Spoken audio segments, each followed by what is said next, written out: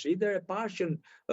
në këtë aspekt ishte tërësisht le të themi i distancuar. Por nga ana tjetër gjeti le të themi për të kritikuar opozitën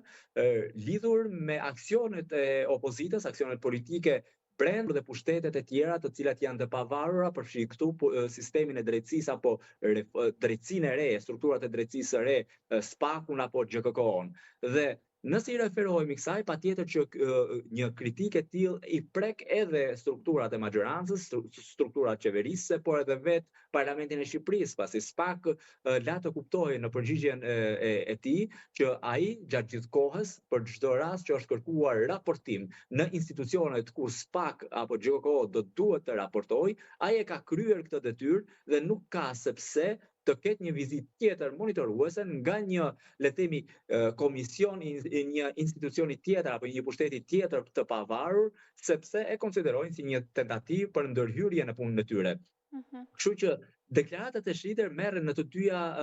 anët e medaljes, pra merren nga njëra anë si vlerësim për punën e Shqipërisë të bërë deri në këto momente për parafrimin e legjislacionit me Bashkimin Evropian, por nga ana tjetër merret edhe si një lloj kritike për gjithë ata që sot qëndrojnë karshi apo përballë asaj çfarë Shqipëria do duhet të bëjë për t'u integruar dhe për të mbyllur së pari negociatat deri në vitin 2027, afati i vendosur paraprakisht dhe më pas për t'u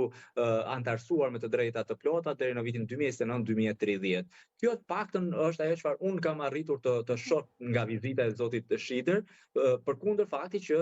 ndoshta do të ishte le të themi e udhës edhe nga vetë opozita që të kishte një lloj tentative për të ulur edhe më tej me strukturat e Bashkimit Evropian apo me të dërguarit e Bashkimit Evropian si në Shqipëri po edhe gjatë vizitave të tyre që bëjnë si ato që u zhvilluan së fundmi nga vetë zoti Berisha, por edhe përfaqësuesit e tjerë të Partisë Demokratike në